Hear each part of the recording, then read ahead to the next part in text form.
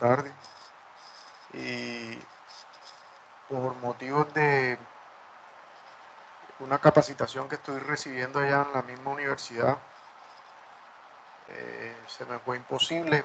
Pensé que podría salir a las 4:30, pero estaba con el doctor Escobar ahí y todo el equipo de medicina interna, pediatría, y se nos fue imposible, me fue imposible salir. Entonces tuve que llamar a Gabriela y pedirle el favor, y yo sé que de pronto vuelvo y repito, les pido disculpas a ustedes nuevamente. La idea es revisar este tema de fiebre de origen desconocido.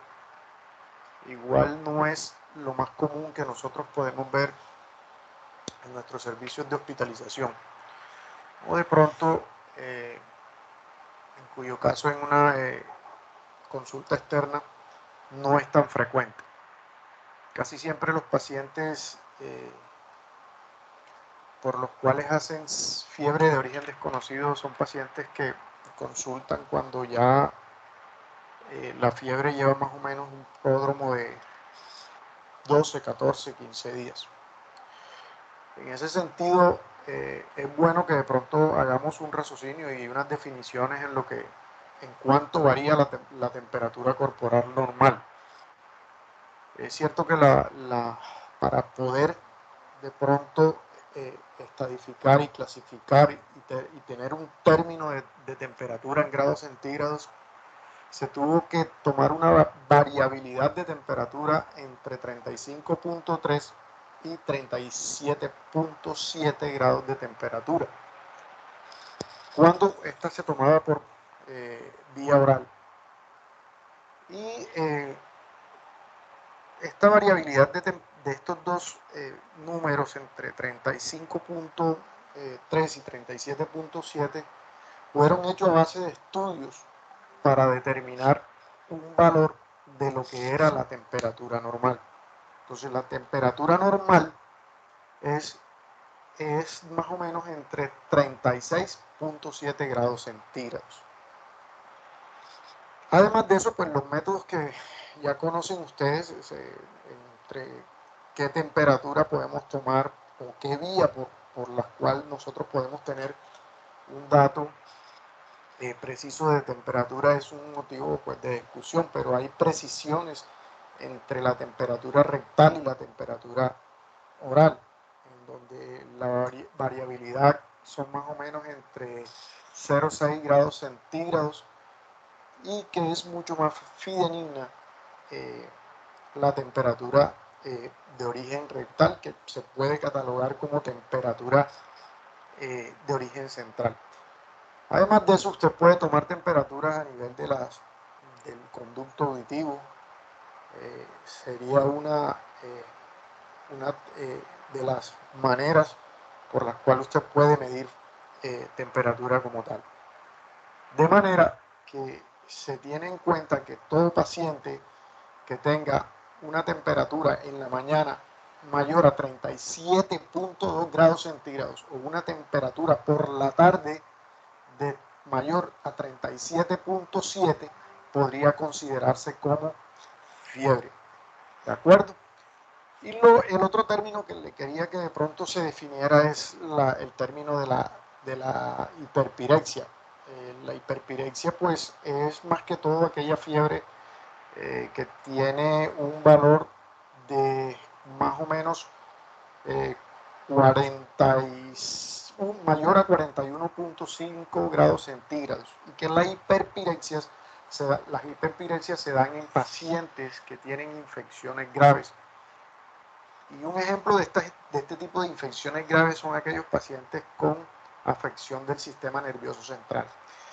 Es muy frecuente en la que de pronto en el sitio donde yo laboro, en la clínica donde yo laboro, tener en cuenta que son pacientes neurocríticos, y hemos tenido muchos casos de pacientes que han presentado hiperpirexia.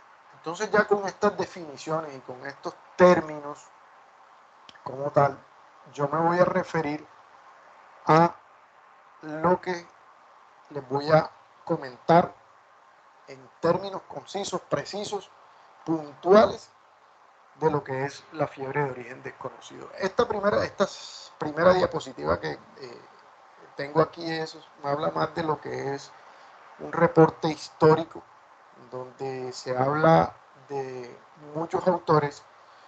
Ustedes ven ahí que está Peters, Duff, Durac.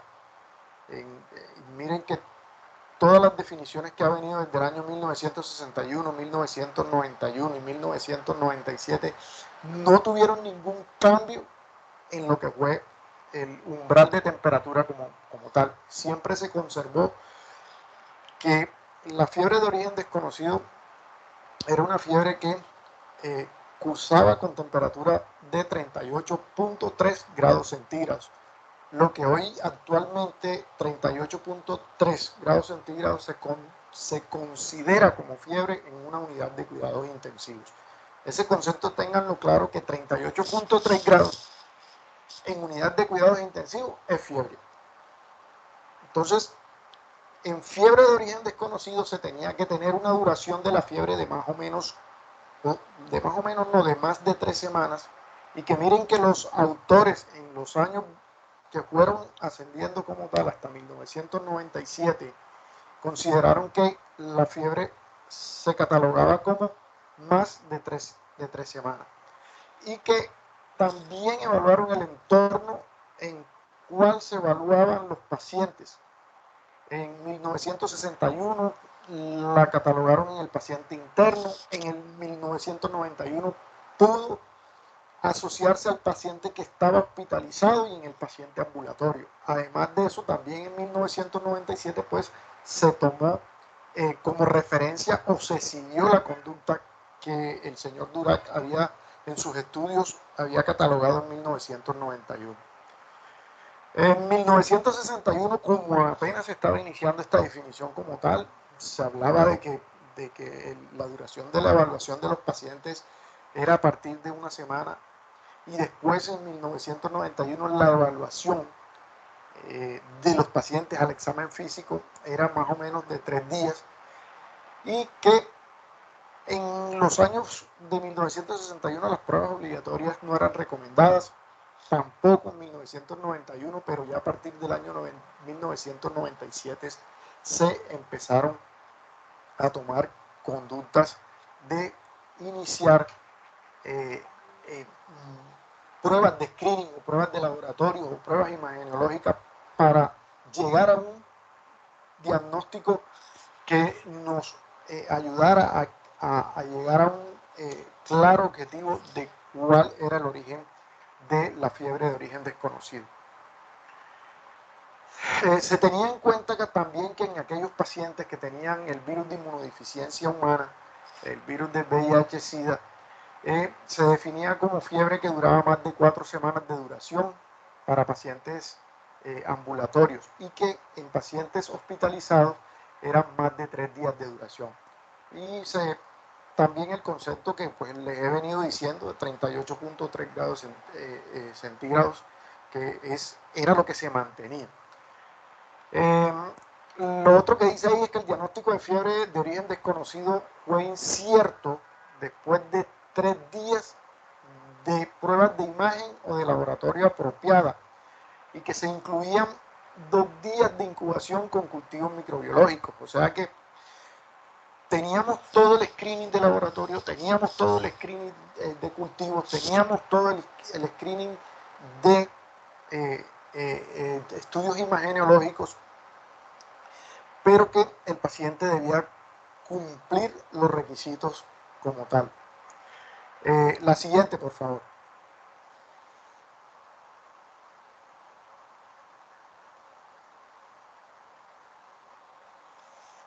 Entonces, esta definición es clara: es una enfermedad febril prolongada sin etiología establecida pese a la valoración intensiva y pruebas diagnósticas, y que tenía que tener los criterios de fiebre mayor a 38.3 grados centígrados en 2 ocasiones y una duración mayor a 3 semanas. Ojo que estas preguntas son preguntas claves que pueden salir en el examen final.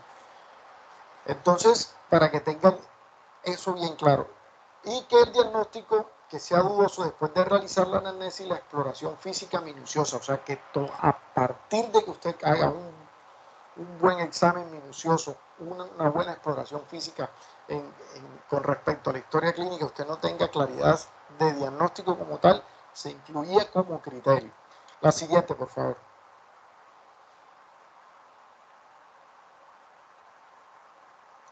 Entonces, salió un nuevo artículo en la revista, en el Journal del 2022, en donde definitivamente todo cambió. Entonces, ya no se puede, ya no tomen el valor de 38.3 grados centígrados. A partir de ahora, la clasificación de origen de fiebre desconocido está determinada por una fiebre mayor o igual a 38 grados centígrados que persiste o que es recurrente, que tiene una duración de la fiebre mayor o igual a 3 semanas y que sea un paciente inmunocompetente. Que el paciente no tenga diagnóstico después de un protocolo de diagnóstico mínimo estándar y que el protocolo de diagnóstico mínimo estándar debe incluir pruebas de laboratorio. Estas pruebas de laboratorio incluyen un hemograma completo. Eso sí tienen que tenerlo en cuenta. Pacientes que deben de tener un hemograma completo, un panel metabólico integral, incluyendo lo que son electrolitos séricos, lo que son las pruebas de calcio, porque hay enfermedades o hay patologías asociadas a la hipercalcemia maligna que puede dar tanto falla renal y que además de eso se puede asociar a fiebre. Entonces, por eso se habla de perfil metabólico integral. Además de eso, todo paciente debe llevar unas pruebas de función hepática que incluyen transaminasas, que incluyen bilirrubinas, las pruebas de sedimentación glomerular, que son, globular, que son pruebas de reactantes de fase aguda, la proteína C reactiva y la ferritina sérica, que pues más que todo se elevan en aquellos pacientes que presentan patologías de tipo crónico que van asociadas a fiebres de origen desconocido. También se pueden solicitar o se solicitan hemocultivos.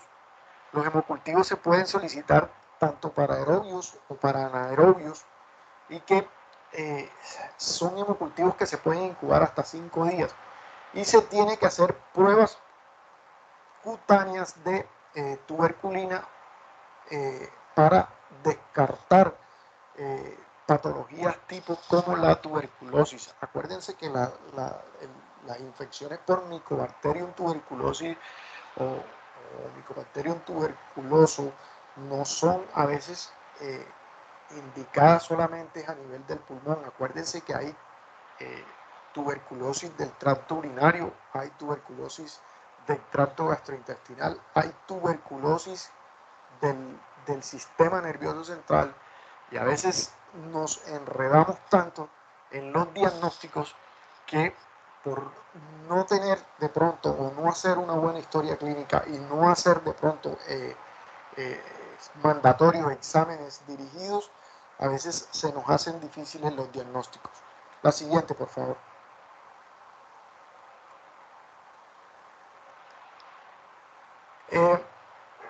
Con respecto a lo que es la etiología de la fiebre, tenemos que tener en cuenta que hay 3 factores etiológicos importantes y ustedes tienen que tener en cuenta que la fiebre puede estar producida por infecciones, ya sean bacterianas, ya sean virales, pueden estar asociadas a enfermedades inflamatorias, pueden estar asociadas a enfermedades neoplásicas y a enfermedades hematológicas. Acuérdense que deben recordar que en los pacientes, en la nueva clasificación o en el nuevo journal de definición de fiebre de origen desconocido, definitivamente los pacientes que fueron excluidos fueron aquellos todos pacientes que tenían inmunosupresión. Quiere decir que todos los pacientes que cursaban con algún tipo de inmunosupresión determinada, ya sea por VIH o pacientes que tuviesen alguna patología donde hubiese alteración hematológica con una neutropenia febril, debían ser excluidos de la definición de fiebre de origen desconocido. La siguiente, por favor. Entonces, miren lo de las causas infecciosas. Dentro de las que más comunes nosotros tenemos, comunes como tal, la tuberculosis, porque igual la tuberculosis es una patología que todavía, a pesar de que se ha venido con el manejo, el tratamiento anti-TBC o antifímico, pues sí hay muchos casos aún de tuberculosis. Y nosotros tenemos que tener en cuenta que hay pruebas dirigidas para los pacientes que se sospecha que puedan tener una enfermedad o una infección por Mycobacterium tuberculoso. Entonces, pruebas dirigidas para ellos serían cuando nosotros sospechamos, porque a veces nosotros tenemos diagnósticos que por simple radiografía de tórax nosotros podemos diagnosticar una tuberculosis. Podemos tener infiltrados miliares, podemos tener cavernas que se pueden observar muy fácilmente en las radiografías de tórax, y de pronto, con querer comprobar que de pronto ese paciente sí tiene una tuberculosis, sería lo mandatorio una prueba de tuberculina. Ya casi nosotros no estamos utilizando los BK seriados de esputos, aunque todavía son mandatorios. Lo que hacemos es dirigirnos a pedir una PCR o un cultivo de Mycobacterium tuberculosis para diagnóstico de tuberculosis de origen pulmonar. Los accesos amebianos son también muy frecuentes en aquellos pacientes que puedan presentar, o la presentación clínica de estos pacientes sea característica de dolor abdominal, que pacientes que vengan con más o menos 2-3 semanas de evolución y se cataloguen como fiebre de origen desconocido, y que pruebas de screening de laboratorio iniciales no arrojen nada. Nosotros nos vemos en la obligación de ordenar estudios ecográficos. Estos accesos amebianos con estudios ecográficos son muy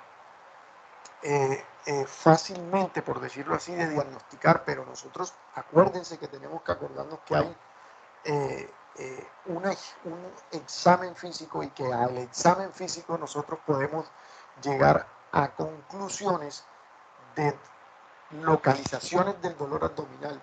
El acceso amebiano hepático es muy característico por un dolor exquisito a nivel del hipocondrio derecho, y esos pacientes casi siempre se presentan con fiebre y, además de eso, leucocitosis, dolor, eh, eh, dolor en hipocondrio derecho.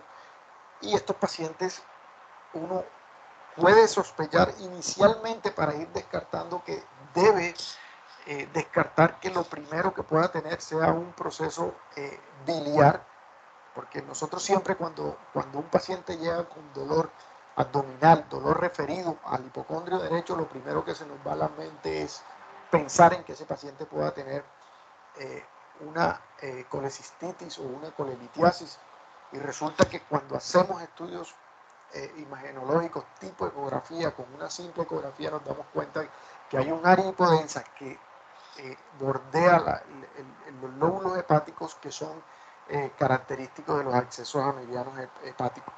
La malaria, pues lógicamente es una de las patologías que más se ven en las áreas tropicales. Además de eso, la endocarditis infecciosa.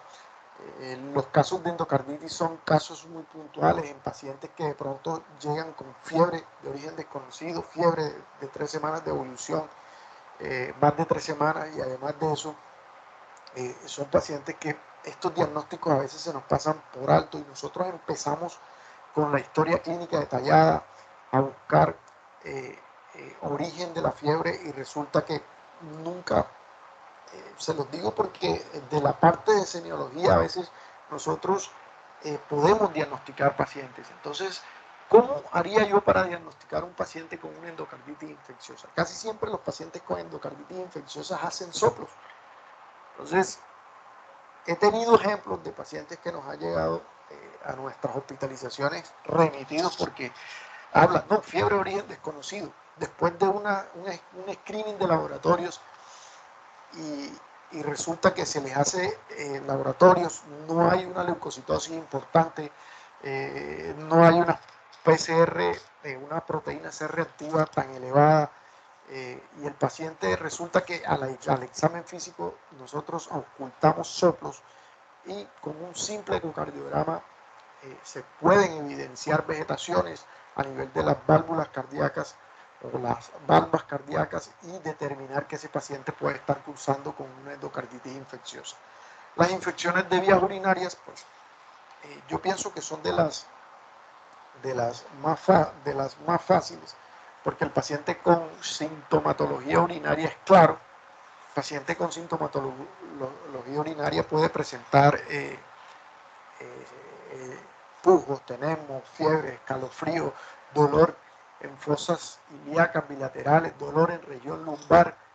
Las pielonefritis son las causas también de procesos infecciosos del tracto urinario, tanto altos, y no es que sea tan difícil identificar una infección urinaria, sino que en pacientes de mayor edad, que acuérdense de algo que los pacientes añosos, abuelos, sobre todo pacientes que tienen una de la séptima década de la vida en adelante, son pacientes que no hacen respuesta inflamatoria.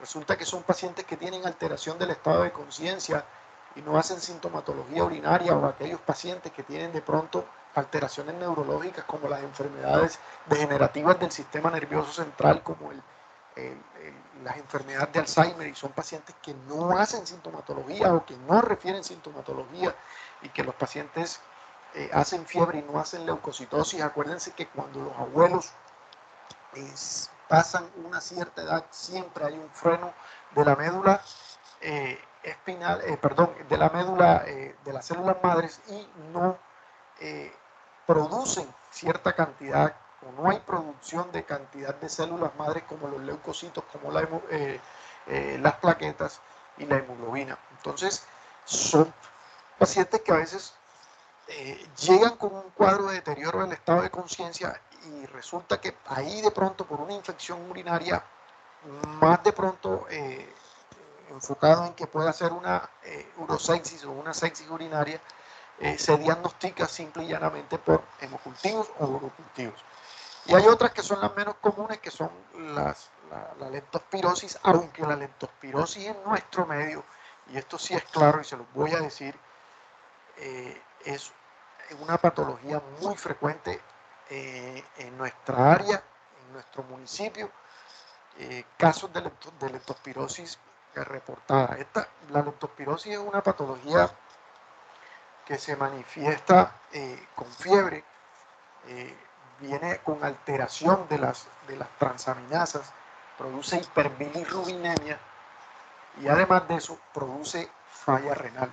Entonces, uno tiene que tener un juicio clínico en el sentido de que usted tiene que hacer una buena historia clínica, tiene que hacer un buen screening de laboratorio, porque dependiendo del screening de laboratorio y de una buena historia clínica, y de pronto saber que en el área endémica donde nosotros estamos, tener en cuenta que una de las patologías más frecuentes en nuestro medio puede ser o es la leptospirosis como tal. Entonces, cuando ustedes tengan un paciente, tengan la oportunidad de estar en una hospitalización, en una urgencia, donde uno recibe a los pacientes, hay pacientes que llegan con fiebre, pacientes que llegan con ictericia, pacientes que llegan con alteración de las bilirrubinas, pacientes que llegan con alteración de la función renal, pacientes que llegan con alteración de transaminasas y llegan con falla renal aguda. Uno lo primero que tiene que pensar es que ese paciente puede estar cursando con una leptospirosis causada por la Leptospira interrogax, que es una de las más patógenas que hay. Y de pronto en nuestro medio son mucho más frecuentes la leptospirosis en esa presentación clínica que les estoy dando como tal. ¿Qué se necesita? Lo que les he repetido siempre, una buena historia clínica, un buen screening de laboratorios, y hay algo muy importante que nosotros solicitamos en pacientes que presentan sospecha de enfermedad por leptospirosis, que son la creatinquinasa o CPK total. ¿Por qué? Porque la leptospirosis es una de las patologías que produce daño a nivel muscular, y acuérdense que la CPK total es un marcador de daño muscular. Entonces es importante que lo tengan en cuenta. La siguiente, por favor.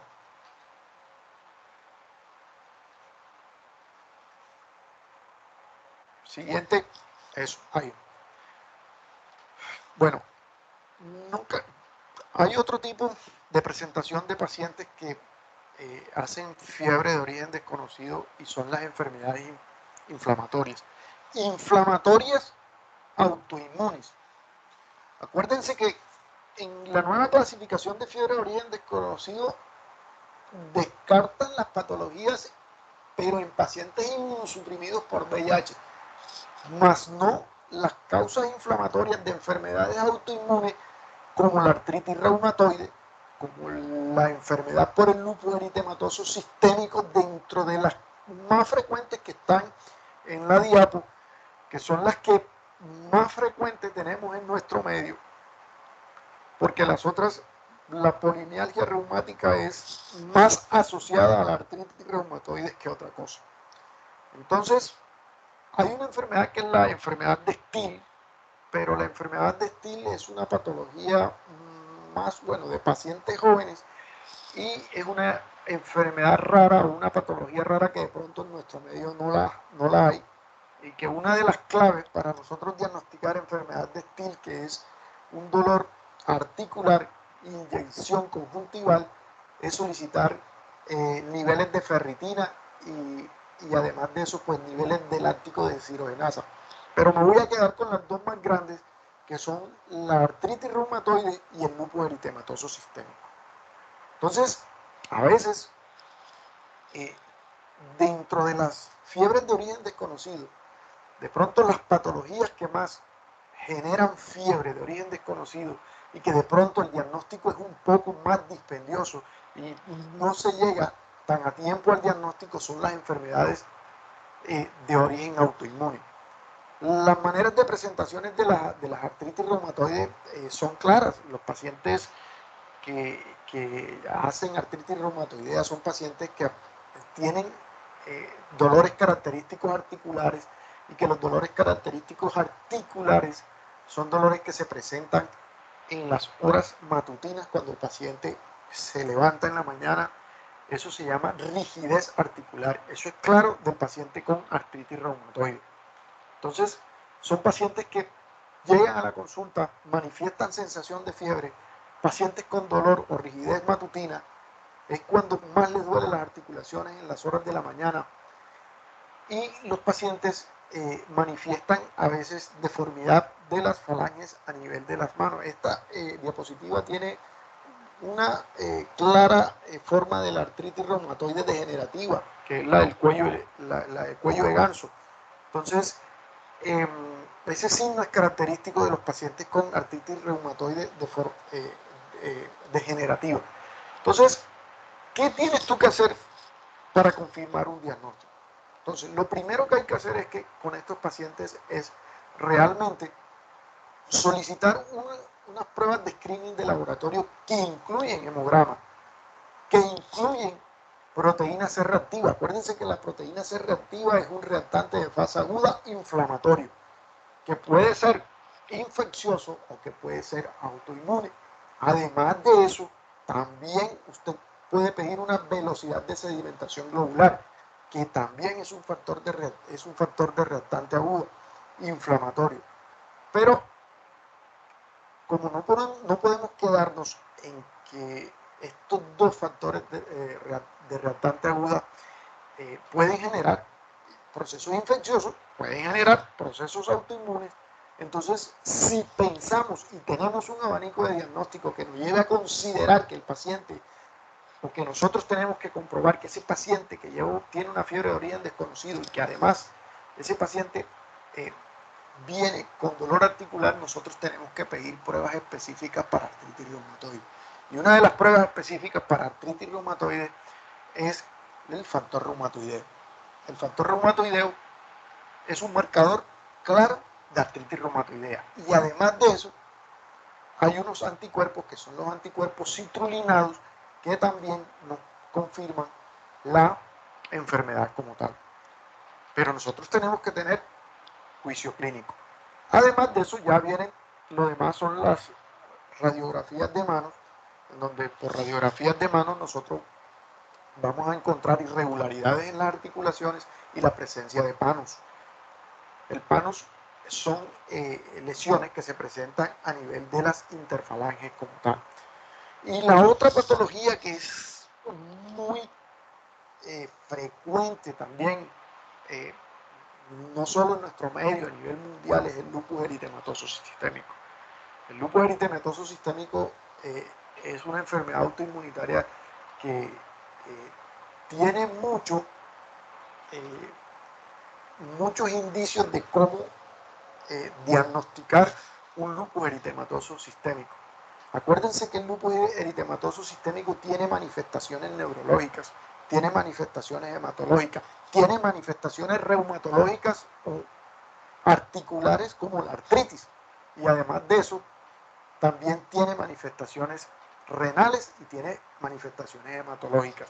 Las manifestaciones neurológicas pueden ser las convulsiones, pueden estar dadas también por alteraciones del nivel de conciencia. La manera de presentación de los pacientes con lupus eritematoso sistémicos son las dermatológicas. Miren la imagen de la diapo de las pacientes que tienen el eritema malar, que es un claro signo característico hematológico de las pacientes que tienen lupus eritematoso sistémico, que es un eritema que solo marca el área malar bilateral y que el paciente lo expresa más cuando el paciente se expone a nivel del sol. Además de eso, hay manifestaciones hematológicas que están dadas por la anemia, la trombocitopenia y la leucopenia. Las otras manifestaciones son las manifestaciones autoinmunes, y cuando usted tiene un paciente que le llega con artropatía o artritis, o el paciente que le llega con eritema malar, o el paciente que le llega con dolor articular, o el paciente que hace fiebre más de 3 semanas sin causa aparente, usted está en todo su derecho de pedir pruebas autoinmunes que están incluidas en el screening de laboratorios para usted determinar si ese paciente o no tiene un lupus eritematoso sistémico, que incluye los anticuerpos antinucleares, que incluye los anti-DNA de doble banda, que incluye el complemento sérico C3 y C4, que es para determinar si ese paciente tiene actividad de enfermedad autoinmune como el lupus eritematoso sistémico. Además de eso, puede medir un marcador que es específico de lupus eritematoso sistémico, que es el marcador anti-SMIC. ¿Ya? Puede pedir los anticuerpos anti-RO, puede pedir los anticuerpos anti-LA, para que usted confirme el diagnóstico de lupus eritematoso sistémico. La siguiente, por favor.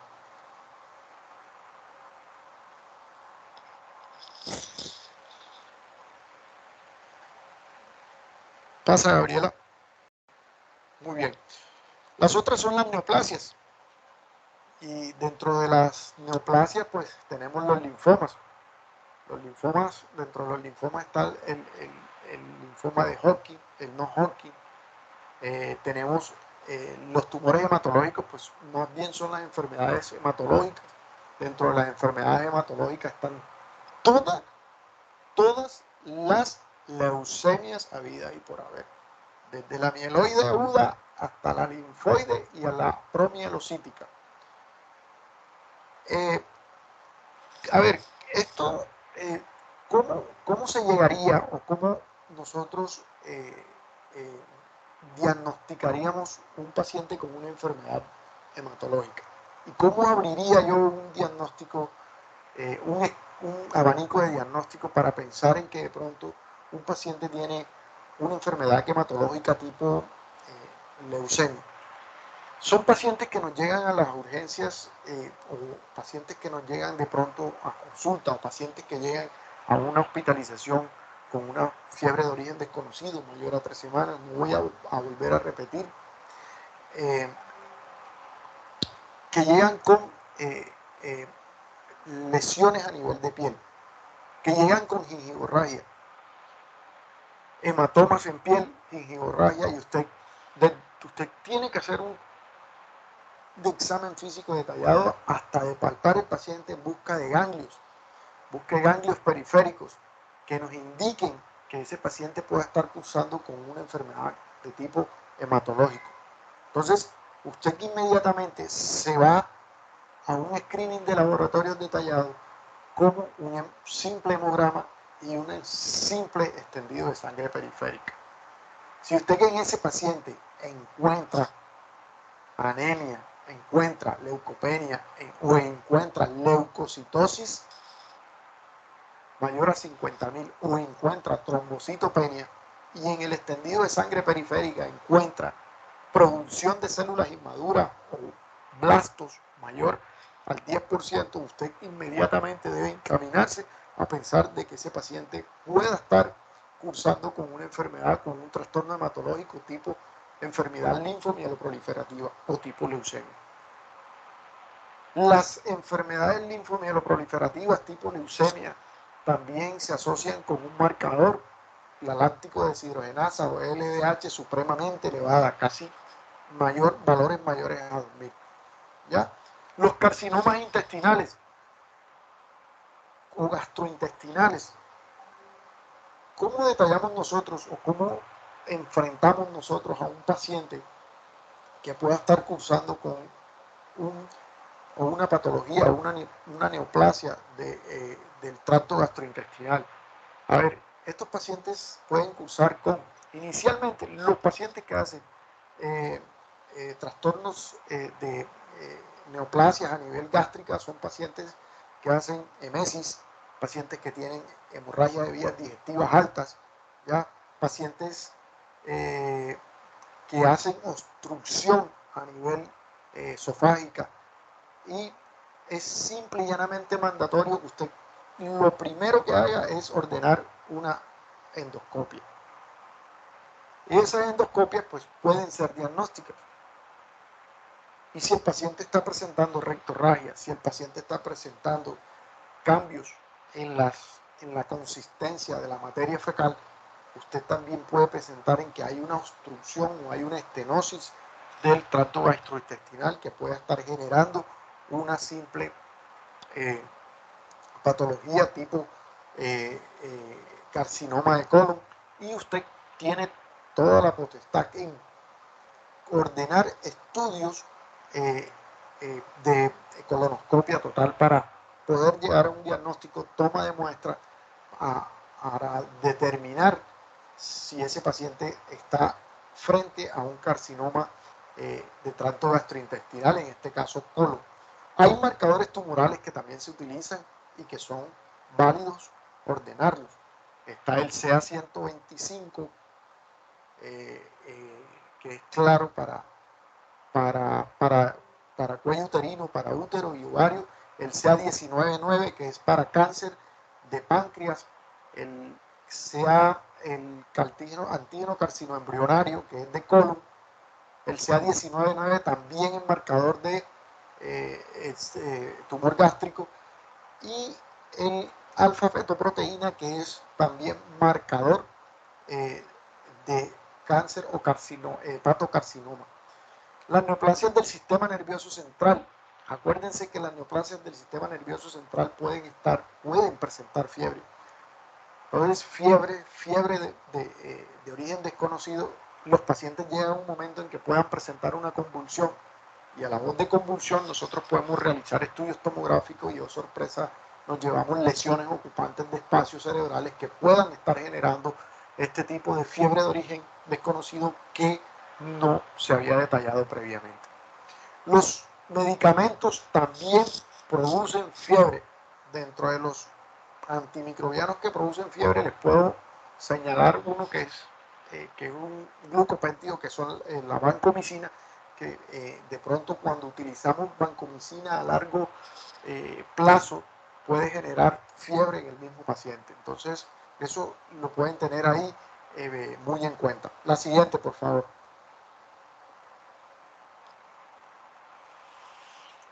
Esto más que todo es, en resumidas cuentas, todas las causas que puedan generar fiebre de origen desconocido. No me voy a detener tanto en eso, pero sí quiero decir que hay causas bacterianas inespecíficas. Ya hablamos de los abscesos abdominales, la apendicitis, las colangitis, las colecistitis, diverticulitis, la endocarditis, el uso prolongado de catéteres en las unidades de cuidados intensivos. La, la, las más específicas pueden, aquellas que son producidas por gérmenes atípicos como las micobacterias,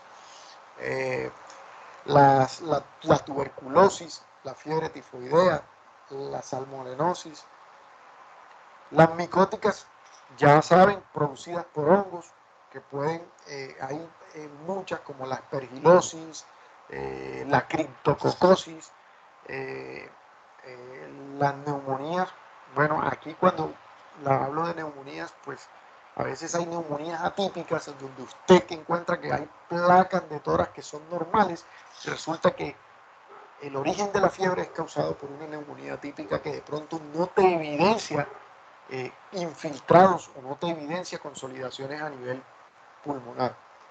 Y las virales, más que todo aquellas que son causadas por los citomegalovirus, el dengue, que pues ustedes saben que esto aquí en nuestro medio pues hay gran cantidad de pacientes que tienen manifestaciones virales como lo es el dengue, serían de esas. La siguiente, por favor.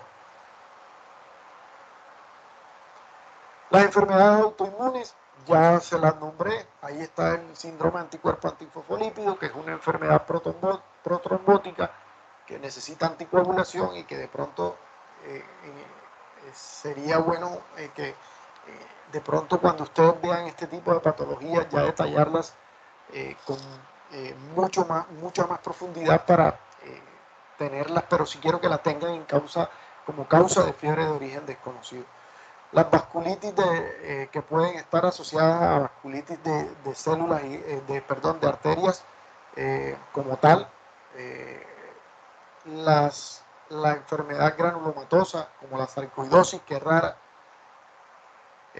las neoplasias, que ya hablé de ellas, tumores sólidos y los tumores benignos. La siguiente, por favor.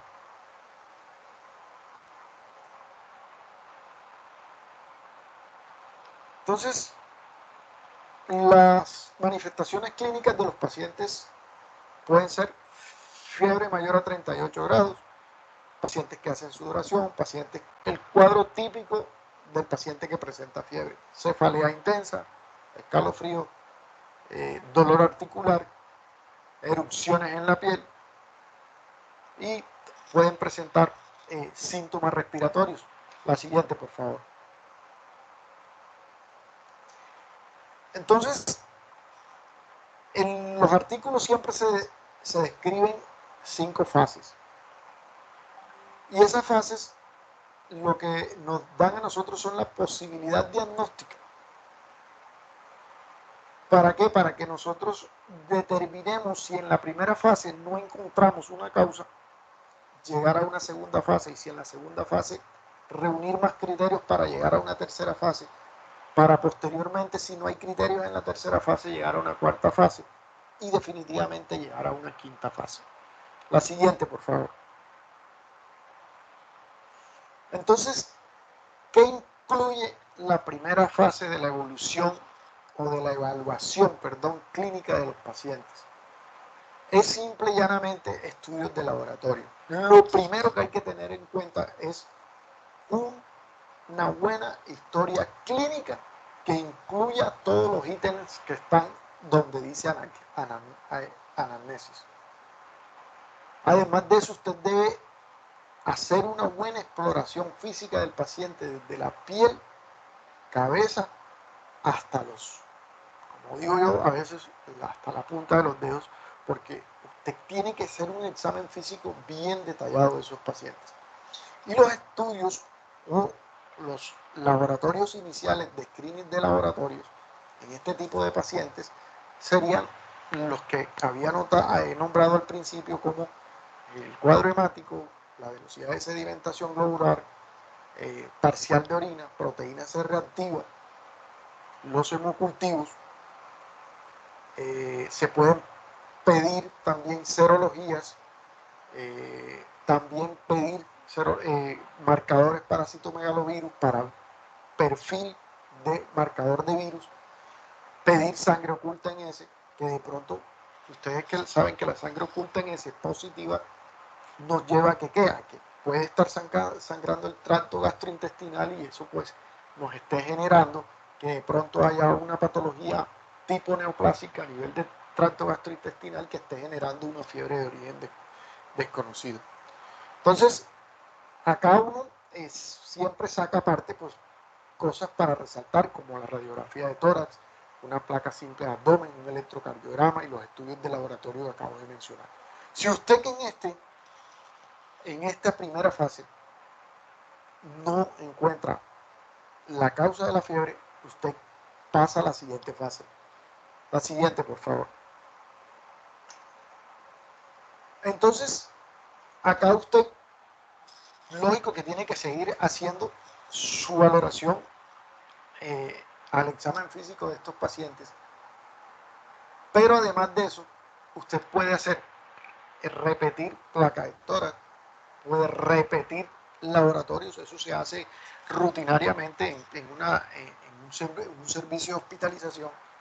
Usted puede repetir serologías. Si de pronto inicialmente usted que estaba pensando que ese paciente venía con antimicrobianos y que ese paciente pues, ingresó por un aumento de leucocitos con desviación a la izquierda, y pensó que de pronto ese paciente podría estar cursando con una fiebre de origen desconocido, de origen bacteriano, y resulta que los antimicrobianos no están haciendo el efecto, usted tiene toda la potestad de suspender temporalmente el manejo antibiótico de ese paciente, porque muy probablemente ese paciente no esté cursando con una fiebre de origen bacteriano. Entonces usted pasa inmediatamente a exámenes de laboratorio especiales. Entonces ahí puede pedir las pruebas autoinmunes. Lógico que todo va encaminado a los síntomas y a las manifestaciones clínicas de esos pacientes. Entonces usted puede hacer un screening de laboratorios o un perfil autoinmune que le incluya desde los anticuerpos antinucleares, anti-DNA de doble banda, perfil endocrinológico como la función tiroidea, pruebas de función respiratoria, y aún si sigue sin diagnóstico, usted tiene todo el derecho de hacer estudios tomográficos a nivel de cráneo, tórax, abdomen, y si no tiene hallazgos ahí, puede generar estudios más profundos tipo resonancia magnética. La siguiente, por favor. La fase 3, ya uno pensaría en estudios gamagráficos, una gammagrafía, porque igual acuérdense que si usted de pronto en una tomografía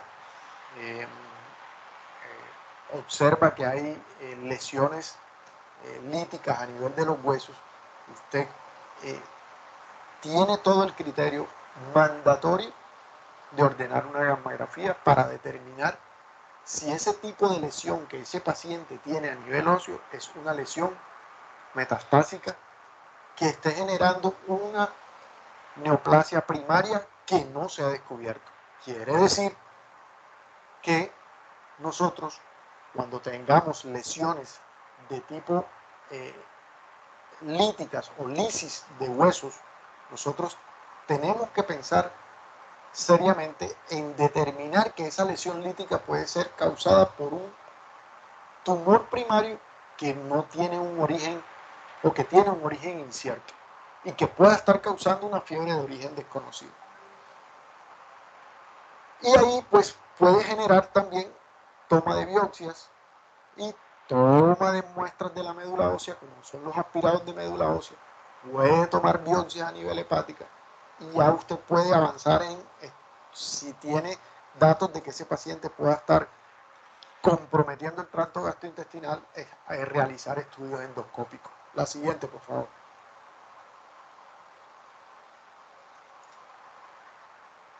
Si no hay diagnóstico todavía de fiebre de origen desconocido, nosotros, aquí habla de electromiografía y aquí habla de electroencefalograma. Estos son casos específicos.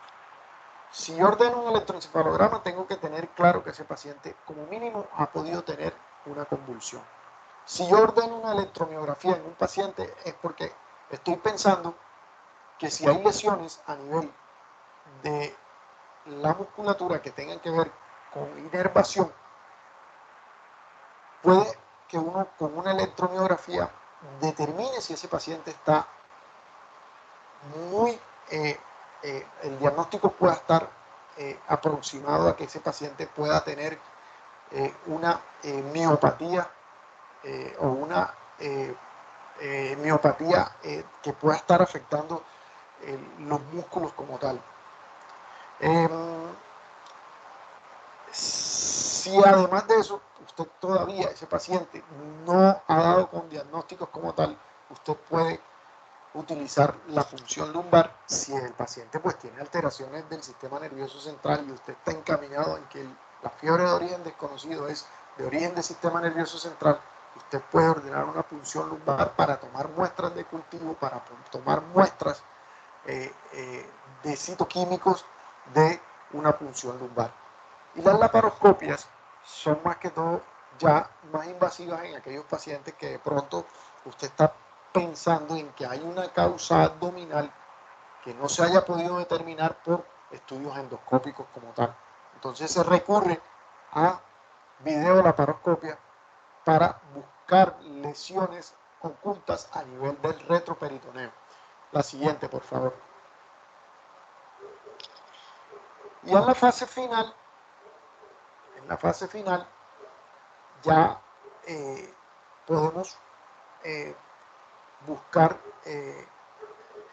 por último, si hay, seguir con estudios laparoscópicos para descartar infecciones por microorganismos. Yo una vez tuve un caso de una paciente con una fiebre de origen desconocido, una paciente que tenía un mes de fiebre y se le hicieron todos los screenings de laboratorio. Lo único que la paciente manifestaba era un dolor abdominal. Se le hicieron estudios endoscópicos, se le hicieron estudios inmunológicos o autoinmunes, pensando en alguna enfermedad tipo lupus eritematoso sistémico. Y resulta que en lo último, como ya no encontramos, decidimos estudios laparoscópicos y, oh sorpresa, encontramos una tuberculosis a nivel intestinal.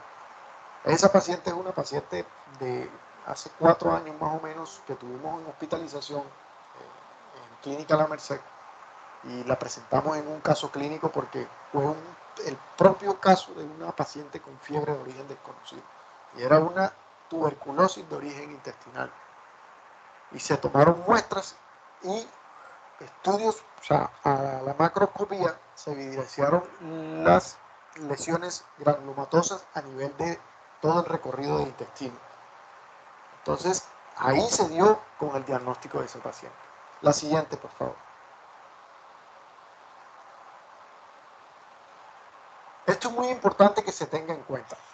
Los pacientes con pruebas terapéuticas empíricas, con antibióticos, glucocorticoides y fármacos antituberculosis, deben evitarse en los pacientes con fiebre de origen desconocido, salvo cuando el paciente se deteriora con rapidez después de que las pruebas diagnósticas mencionadas no aportaron un diagnóstico definitivo. Quiere decir que jamás usted debe utilizar tratamientos empíricos en pacientes que tengan fiebre de origen desconocido, ¿ya? Salvedad la que les acabo de mencionar. Entonces, ojo con esto porque este enunciado sí es claro. Nunca empiece terapia empírica, ni antimicrobiano, ni antiviral, ni esteroides para pacientes que tengan fiebre de origen desconocido, donde realmente no hay un diagnóstico certero de ese paciente. La siguiente, por favor.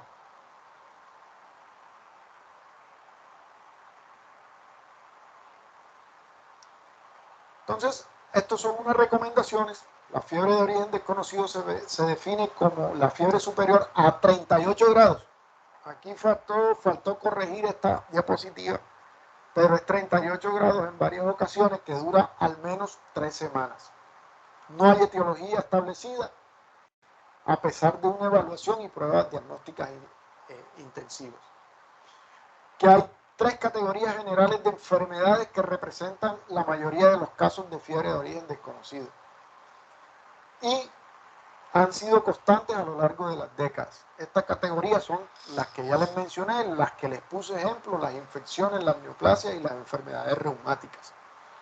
La incidencia de agentes etiológicos específicos de la fiebre de origen desconocido varía según la edad, la población, la exposición potencial a agentes infecciosos, la susceptibilidad del huésped a la infección y con el tiempo, con avances en el diagnóstico para identificar el agente etiológico. Cabe resaltar que aún, a pesar de que aún ya en la medicina basada en la evidencia, ya con métodos tecnológicos más avanzados, como el PET scan, ya por lo menos tenemos una forma de identificar por lo menos lesiones tumorales ocultas. ¿Por qué? Porque son estudios mucho más avanzados ya. La siguiente, por favor. Los aspectos más importantes de la evaluación de los pacientes con fiebre de origen desconocido son realizar una historia meticulosa, realizar un examen físico detallado, reevaluar al paciente con frecuencia. Ojo, estudios semiológicos, importante que ustedes tengan clara la semiología, porque usted lo primero que tiene que hacer como médico de atención primaria es una historia clínica detallada, un examen físico detallado para llegar a un diagnóstico. Y se recomiendan la evaluación diagnóstica mínima con hemocultivos, velocidad de sedimentación globular, proteína C reactiva, láctico deshidrogenasa en los casos puntuales que les dije, pruebas para anticuerpos de VIH, carga viral, factor reumatoide, prueba de anticuerpos, creatina, fosfoquinasa, lo que les dije, la creatina fosfoquinasa, en el ejemplo que les puse, anticuerpos antinucleares, la prueba cutánea de antituberculina, la electroforesis de proteínas séricas y la tomografía computarizada de cráneo, tórax y abdomen. La siguiente, por favor. La evaluación primaria y el estudio diagnóstico puede sugerir un sitio apropiado para la biopsia que podría establecer el diagnóstico. Fase 4 a fase 5. Y lo que se resalta también en el artículo es que la evaluación diagnóstica puede no identificar una etiología hasta en un 30 a un 50% de los pacientes. La mayoría de los adultos que permanecen sin diagnosticar tienen un buen pronóstico. Quiere decir que la fiebre de origen desconocido, en un porcentaje entre 30 y 50% de los diagnósticos se van sin, valga la redundancia, sin diagnóstico. Y los pacientes tienen una buena evolución. La siguiente, por favor. Bueno, jóvenes. Realmente hay un caso muy especial que de pronto como caso clínico se los quiero mencionar. Esta es una paciente que pasó realmente por una unidad de cuidados intensivos. Les voy a comentar porque es claro que ustedes deben tener en cuenta que uno para llegar a un diagnóstico tiene que tener primero bases semiológicas. Segundo, tenemos que tener en cuenta que detalladamente tenemos que hacer una buena historia clínica. Era una paciente de 60 años que ingresó a una unidad de cuidados intensivos con fiebre de más o menos un mes de evolución. Además de la fiebre presentaba leucocitosis, además de la leucocitosis presentaba falla renal. La paciente duró 5 días en la unidad de cuidados intensivos y lo único que se hizo en la unidad de cuidados intensivos fue ordenarle terapia dialítica. Tenía todo el criterio de indicación de diálisis, ¿ya?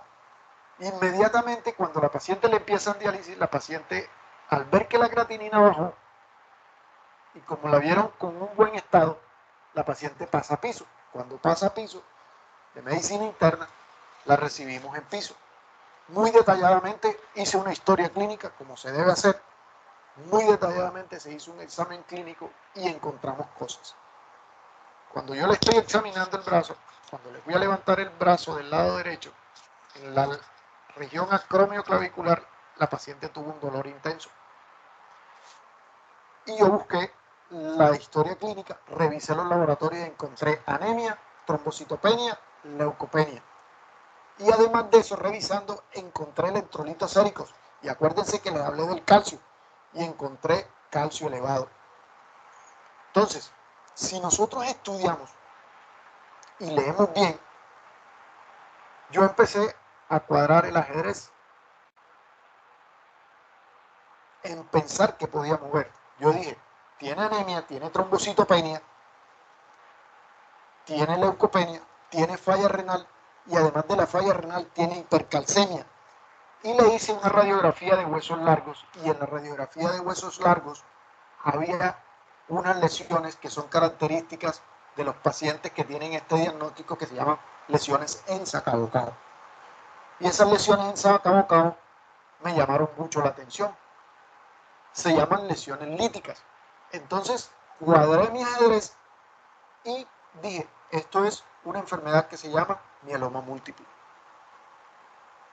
Hicimos un estudio que se llama electroforesis de proteína en donde las monoclonales se aumentan y confirmamos el diagnóstico. O sea, que la paciente entró en una unidad de cuidados intensivos y salió sin diagnóstico. Después de un mes de fiebre y en piso de medicina interna, le hicimos el diagnóstico en 24 horas. Esa paciente se tuvo que remitir a hematología para realización de quimioterapia. Entonces, la enseñanza, la paradoja que les quiero transmitir es que, por favor, hacer un buen examen físico, hacer una buena historia clínica, examinar los pacientes, porque ahí está el 80% de los diagnósticos de nuestros pacientes. Y con esto termino mi clase de hoy. Si tienen alguna pregunta, soy todo oídos. ¿Les quedó claro? Todo claro, doctor. Muchas gracias. Bueno, muy bien. Que tengan feliz noche, jóvenes. Igualmente, doctor, que esté muy bien. Igualmente. Gracias. Igual, hasta luego.